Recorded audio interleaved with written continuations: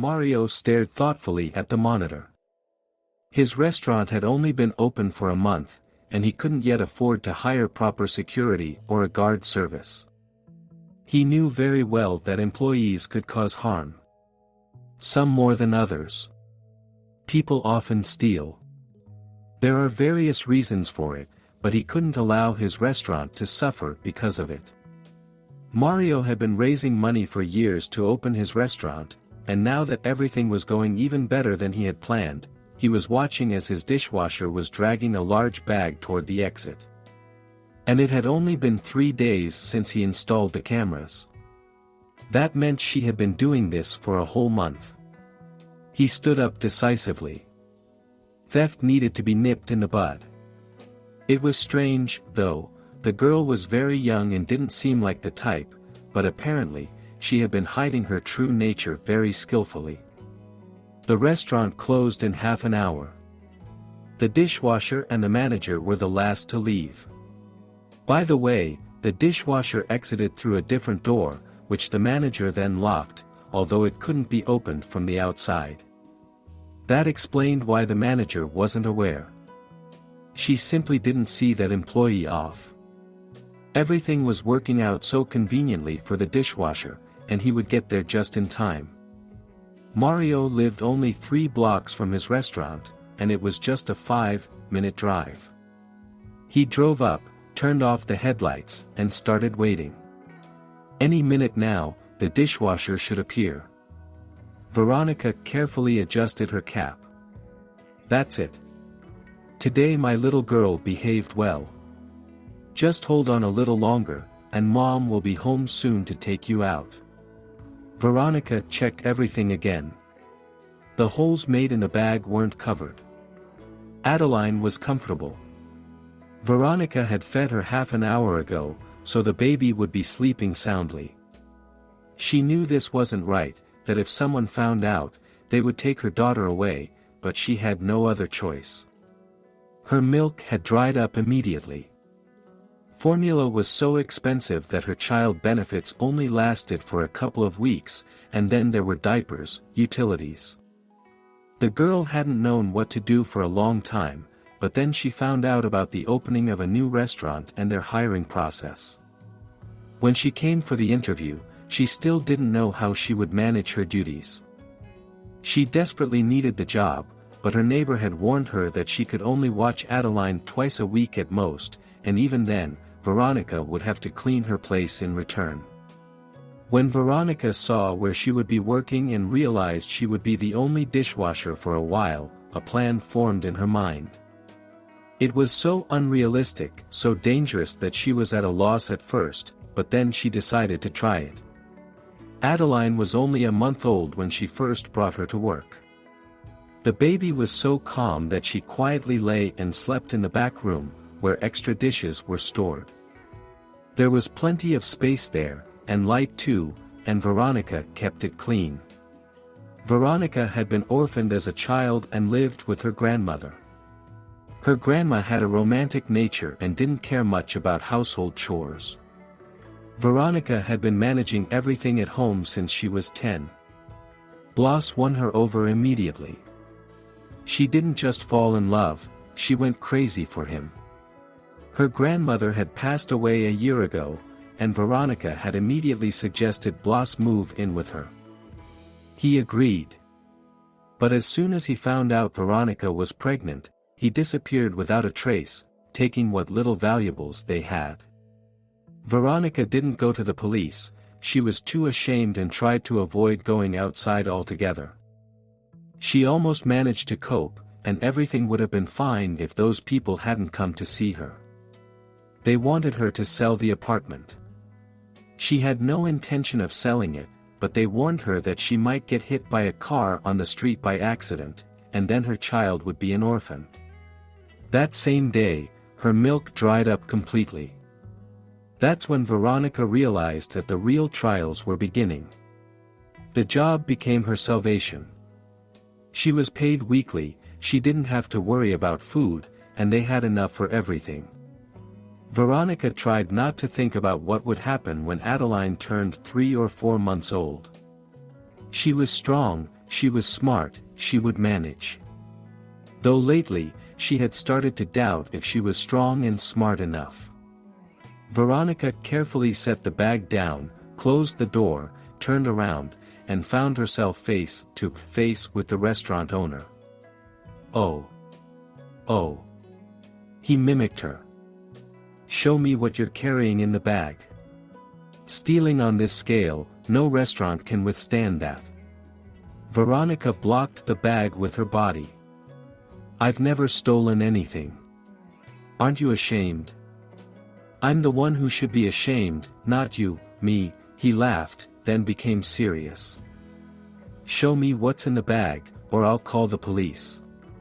Veronica sighed. She had no choice, especially since Adeline had started to stir in the bag. She squatted down and opened the bag, and Mario gasped. A baby? Where did you? Is she yours? Have you been working with a baby? Meanwhile, Veronica took Adeline into her arms. I'm fired. Wait. What are you? Let's get you both home. Where do you live? Not far, just around the corner. Well, then I'll walk you. Give me that damned bag. Mario understood that Veronica wasn't bringing her baby to work out of convenience. He had a tough life himself with alcoholic parents. If he hadn't been taken away from them, who knows, he might have ended up like them. They reached her home, but Mario didn't think of leaving. He went up with Veronica to her floor, and when she gave him a pointed look, he said, I could use a cup of tea. Veronica shrugged. She didn't mind the tea, and she couldn't really turn him away. What if? No, he wouldn't let her work with a baby anyway. She quickly changed Adeline, made a bit of formula just to put her to sleep, since she had eaten recently. Then she went to the kitchen where Mario was already making tea. He smiled cheerfully at her. I took the liberty of making some tea. Veronica sat down and realized how tired she was, not just physically but emotionally. The constant tension of wondering if she would get caught and fired, and she suddenly started crying. What am I going to do now? Mario sat across from her and pushed a mug towards her.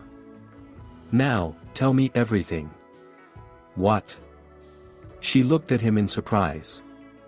Everything, from the beginning. Where you were born, where you studied, everything. Veronica began to talk. She told her story, occasionally sipping her tea. As she spoke, she realized how unhappy she was. Nothing in her life went smoothly, everything was a struggle. But why? She didn't know the answer. Mario didn't look at her while she talked. He felt like crying himself, having experienced life's unfairness firsthand. All right, take a couple of days off. I'll call someone to fill in.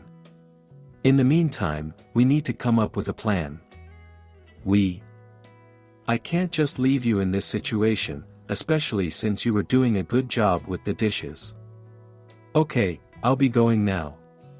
Good night. He stood up quickly and left.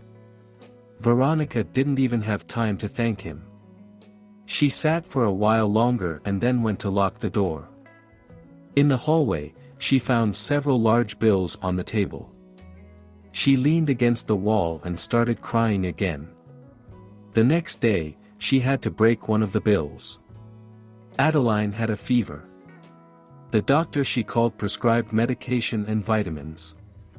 The young mother had no choice but to quickly run to the pharmacy while Adeline slept. Luckily, it was just next door. She had just closed the door behind her when the doorbell rang. Her heart pounded. She thought it was Mario. Veronica quickly checked the mirror and opened the door. She tried to close it immediately, but a young man's foot blocked it. He smiled arrogantly. Hello, lonely mother. Why are you so rude to your guests? He pushed past her and entered the apartment. Another man and a woman followed him. They made themselves comfortable at the table, and the woman started laying out some papers. "Well, have you thought it over?" "I have." "Get out, or I'll call the police." "Go ahead, call them, and we'll see what happens. But remember, if you call the police, you're signing your own death warrant. Think about your child." Veronica gasped with indignation. "Who are you? What do you want?" "I'm not selling the apartment." "Oh, you will. The longer you resist, the less valuable your apartment becomes to you. The sooner you agree, the more money you'll get." The young man named a price, and Veronica laughed, even though she was terrified. "Are you joking? That's the price of a bathroom in this building." He smirked. "In a couple of days, you'll agree anyway, but you'll get even less," he said. "Get out, I'm not selling anything," Veronica replied. He moved toward her, and Veronica shrank back, but the young man suddenly jumped and fell to the floor. Behind him stood Mario, who turned to the others at the table. "Anyone else need an explanation that the apartment isn't for sale?" The guests quickly disappeared, and Mario turned to Veronica. "Why didn't you tell me about them? I didn't know they would come back." Veronica looked so frightened that Mario's heart ached. She was so delicate, so defenseless. "Pack your things." "Where to?" "Wherever necessary," he barked, making Veronica burst into tears. "Sorry. You're coming to my place. I'm hardly ever home, and it will be safer for you there. Who knows what those bastards might do next?" Veronica obediently went to pack her things. 15 minutes later, they were leaving the apartment. The neighbor peeked out. "Veronica, did your dad show up? Does that mean I don't have to watch Adeline anymore? And you won't be coming to clean?" Mario smiled warmly, baring his white teeth. "That's right, you'll have to clean up after yourself now." The neighbor slammed the door in fear. What a beast of a man, she thought.